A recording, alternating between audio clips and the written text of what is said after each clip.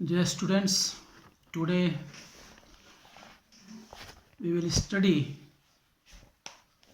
class 12th poetry chapter 7 from The Passing of Arthur, written by Alfred Lord Tennyson. अब हम लोग poetry पढ़ते हैं, फिर उसका अर्थ समझते हैं. And slowly answered Arthur from the barge, the old order changed, yielding place to new, and God fulfills himself in many ways, lest one good custom should corrupt the world. ये first stanza समझ सकते हैं आप. इसमें थोड़ा सा poem का अर्थ समझने से पहले थोड़ा सा उसका बैकग्राउंड समझ लें तो हम लोगों को थोड़ा आसानी होगी. ये जो आर्थर हैं, आर्थर, ये किंग आर्थर के बारे में पोएट ने कहा है. किंग आर्थर अपने समय के एक बहुत सफल और बहुत कुशल राजा थे और उन्होंने कुछ नई व्यवस्थाएं बनाई थी. शासन व्यवस्था को संचालित करने के लिए कुछ नए कानून और नियम बनाए थे. अब उनका समय करीब हो गया है, कोई युद्ध हुआ है और युद्ध में उनकी हार हो गई है, उनको चोट लग गई है, घायल हो गए हैं और छोटी सी नाव पे कहीं से युद्ध करके आ रहे हैं तो अपने समय का उनका आखिरी टाइम है, मृत्यु को प्राप्त होने वाले हैं. तो ऐसे समय में ये जो पोएट है अल्फ्रेड लॉर्ड टेंसन, ये उनके मित्रवत हैं और ये उनकी याद में, स्मृति में, और उनके जो लास्ट में कुछ शब्द थे किंग आर्थर के, उसको लेकर के इन्होंने ये पोएम लिखी है. उन्होंने लास्ट में अपने जो प्रजा थी, अपने जो लोग थे, उनके जो उनके अनुयायी थे, उन्होंने जो संदेश दिया उसी को ये पोएट पोएम के माध्यम से बताते हैं. क्या कहते हैं? And so slowly answered Arthur from the barge, and और slowly answered Arthur from the barge, and और स्लोली, बहुत धीरे से यानी धीमी आवाज में, आंसर्ड उत्तर दिया, जवाब दिया, आर्थर, किंग आर्थर ने, फ्रॉम द बार्ज, फ्रॉम से, द बार्ज मतलब छोटी नाव से, वो जिस नाव से आ रहे थे छोटी नाव पर से, उन्होंने बहुत ही धीमी आवाज में अपने लोगों को उत्तर दिया, अपने लोगों से कहा, उनको कुछ जवाब दिया. क्या कहा? The old order changed, yielding place to new. The old order, old order मतलब पुराने जो नियम कानून, पुरानी जो व्यवस्थाएं होती हैं, चेंज, बदल जाती हैं. किस लिए?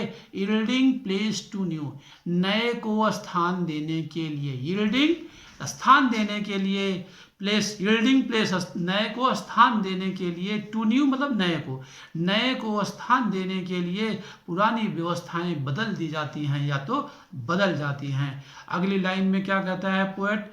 And God fulfils himself in many ways, and और गॉड फुलफिल्स हिमसेल्फ, कि ईश्वर अपने आप को फुलफिल करता है यानी परिपूर्ण करता है, इन मेनी वेज मतलब बहुत तरीकों से.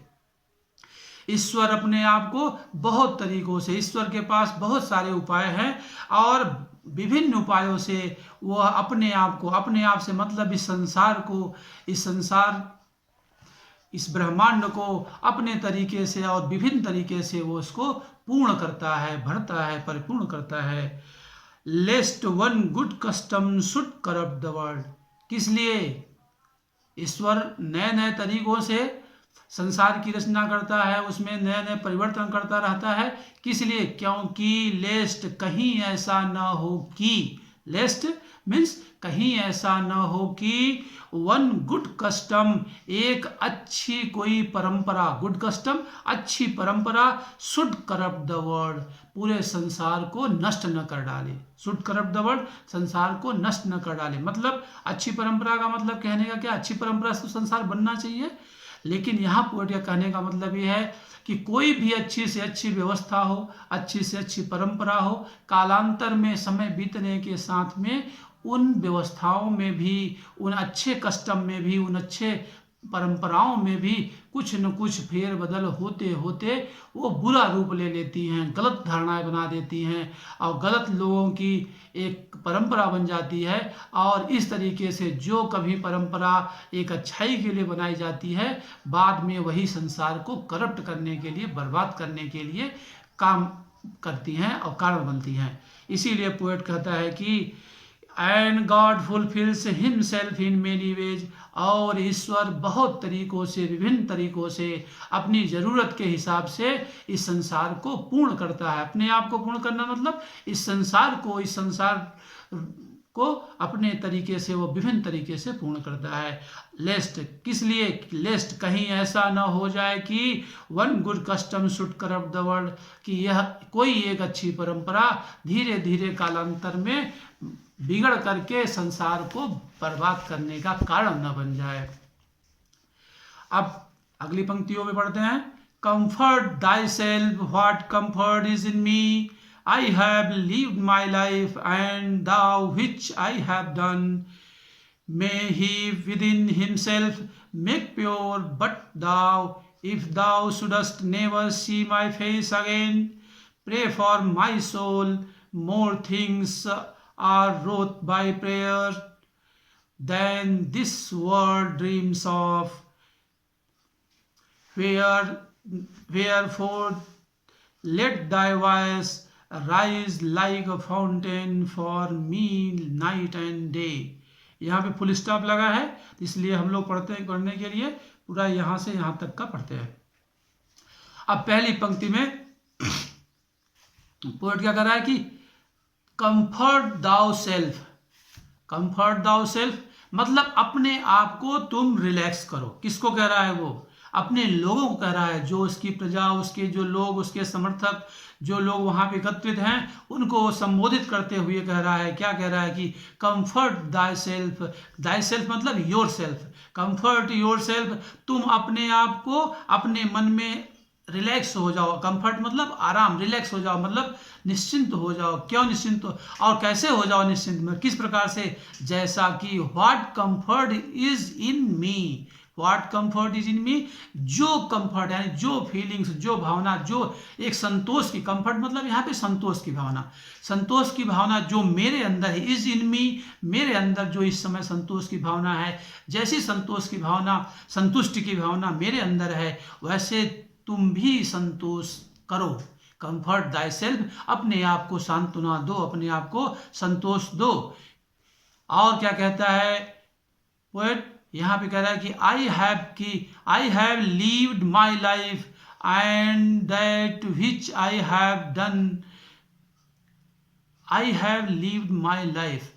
यहाँ पे किंग आर्थर क्या कह रहा है अपने लोगों से कि I have levied my life, कि मैं अपना जीवन जी चुका हूँ। आई हैव लिव्ड माई लाइफ, मैं अपना जीवन जी चुका हूँ। कहने का मतलब यह है कि उसने जब तक जिया, जब तक वो शासन सत्ता में था, उसने अपनी तरह से पूरी ईमानदारी से अपने लोगों की, अपने समाज की सेवा करने का, उसको सुरक्षित रखने का प्रयास किया। इस तरीके से वह अपना पूरा जीवन बहुत ही अच्छे से जिया और अपने जीवन से वो संतुष्ट है। इसीलिए कहा कि व्हाट कंफर्ट इज इन मी, कि जो संतोष की भावना, संतुष्ट की भावना मेरे अंदर है, वैसे ही तुम अपने अंदर भी संतोष की भावना विकसित करो और महसूस करो, शांत रखो अपने आप को।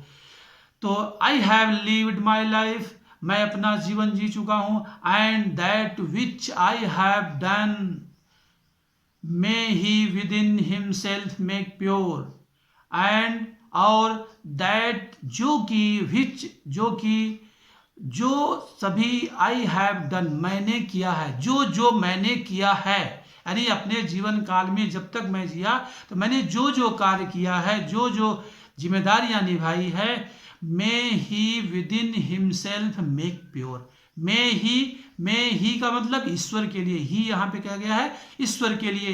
तो मे ही, उस ईश्वर से मैं प्रार्थना करता हूं कि विद इन हिमसेल्फ, अपने स्वयं के अंदर यानी अपने आप में, अपने अंदर मेक प्योर, उसको शुद्ध करे। शुद्ध करेगा मतलब कि मैंने जो भी किया, मैंने जो भी सेवा करी, जितना मुझसे बन सकता था, मैंने अपने समाज की, अपने लोगों की सेवा करी है।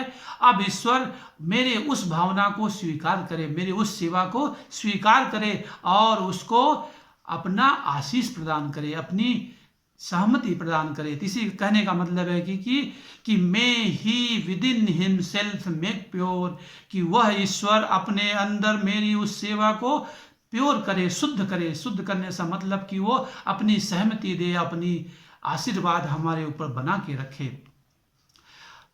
आगे कहता है पोएट, बट दाउ, लेकिन अब किंग आर्थर क्या कर रहा है अपने लोगों से कि बट दाउ, लेकिन तुम, यदि तुम, if thou shouldst never see my face again, if thou means you, if you shouldst मतलब should not, if you should not, या शुडस्ट मतलब यहाँ नेवर आ गया, नॉट नहीं आएंगे, नेवर आएगा। तो if you should never see my face again, यदि तुम मेरा चेहरा दोबारा कभी न देखो, मतलब कहने का कि हो सकता है कि इस चोट से जो मुझे लगी है, इससे मैं मृत्यु को प्राप्त हो जाऊं, मेरा जीवन समाप्त हो जाए। तो वही पोएट जो किंग आर्थर है अपने लोगों को संबोधित करते हुए कह रहा है कि if thou shouldst never see my face again, कि यदि तुम सब मेरा यह चेहरा दोबारा कभी अगर नहीं देख पाते हो, नहीं देखते हो, कहने का मतलब यदि मेरी मृत्यु हो जाती है तो क्या करो, if thou shouldst never see my face again, यदि तुम दोबारा कभी या मेरा चेहरा देखने को ना पाओ, यानी मेरी मृत्यु हो जाती है, तो क्या करो, प्रे फॉर माई सोल, मेरी आत्मा के लिए प्रार्थना करो, मेरी अंतरात्मा के लिए, मेरी आत्मा को की शांति के लिए प्रार्थना करो। Wherefore let thy थोड़ा सा एक लाइन छूट गया, more things are wrought by prayer than this world dreams of. आगे किंग आर्थर अपने लोगों से क्या कहता है कि more things are wrought by prayer, कि संसार में ऐसी बहुत सी चीजें हैं, many things, wrought, more things यानी बहुत सी चीजें हैं, आर रोथ बाय प्रेयर, वो प्राप्त हुई है, रोथ गढ़ा गया है, प्राप्त किया गया है, किसके द्वारा, प्रेयर के द्वारा, प्रार्थना के द्वारा, नहीं, ईश्वर की प्रार्थना के द्वारा। ऐसे संसार में बहुत सी चीजें हैं कि जो संसार, than this world dreams of, जिसके बारे में यह संसार स्वप्न देखता है उसको पूरा करने का, लेकिन कर नहीं पाता है, वो भी चीजें प्रेयर के द्वारा पूरी की जा सकती है, इस संसार में पूरी होती हैं। वही इसीलिए पोएट कह रहा है, किंग आर्थर कह रहा है यहाँ पे कि यदि मैं आज के बाद कभी दिखाई न पड़ूं तो प्रे फॉर माई सोल, मेरी आत्मा के लिए तुम प्रार्थना करना, क्योंकि more things are wrought by prayer की than this world dreams of, क्योंकि इस संसार में ऐसी बहुत सी चीजें हैं जिसके बारे में संसार स्वप्न देखता है, ड्रीम्स ऑफ, स्वप्न देखता है, उसको पाने की इच्छा रखता है, वो पूरा नहीं हो पाता है, लेकिन वो चीजें विथ बाय प्रेयर, ईश्वर की प्रार्थना के द्वारा पूरी हो सकती हैं, पूरी की जा सकती है।